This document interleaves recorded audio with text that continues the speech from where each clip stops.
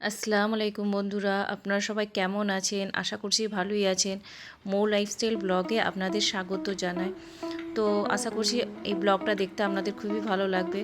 তো আমরা সকাল সকাল বেরিয়ে পড়েছি মন্দারমণির উদ্দেশ্যে, কারণ ওখানেই আমার ননদের বিয়ের অনুষ্ঠানটা হবে। তো এখানে দেখুন বাসে যাচ্ছি, বাসের মধ্যে প্রচুর নাচানাচি হই হুল্লোড় হয়েছে।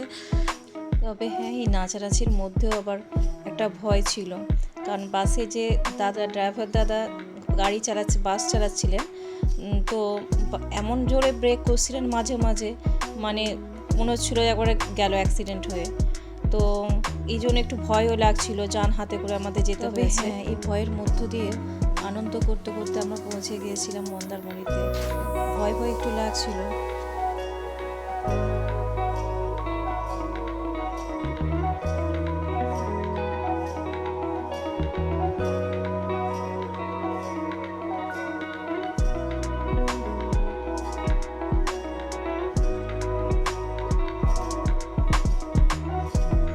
মন্দারমণিতে পৌঁছাতে আমাদের অনেকটাই বেশ বেলা হয়ে গিয়েছিল।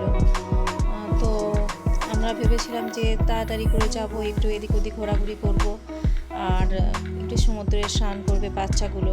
তো সেটা আর হলো না।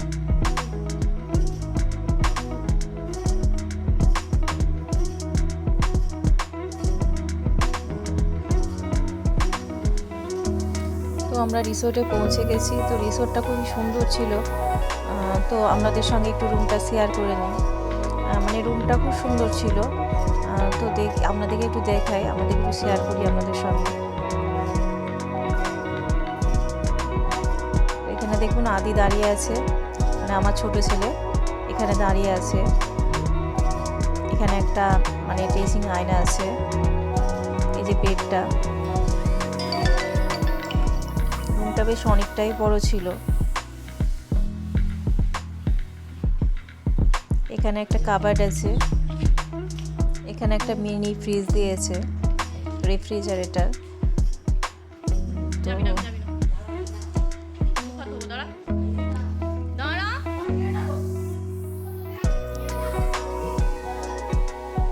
ডেকোরেশনটা খুব সুন্দরভাবে ডেকোরেশন করা ছিল। তো এখানে একটা টিভিও ছিল। তো রুমটা অনেকটাই বেশ বড়সড় ছিল, আর ডেকোরেশনটাও খুব সুন্দর ছিল। তো রিসর্টটার নাম ছিল প্রাইম বিচ রিসর্ট, একবারে সমুদ্রের ধারে। তো এখানে আসতে চান অবশ্যই সি বিচের ঠিক সামনাসামনি ছিল।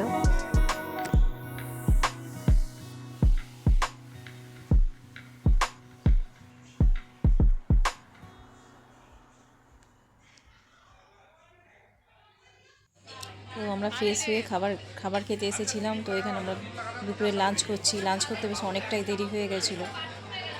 তো ভিডিওটা আর বেশি বড় করছি না, এখানেই শেষ করছি। ভিডিওটা কেমন লাগলো অবশ্যই কমেন্ট করে জানাবেন।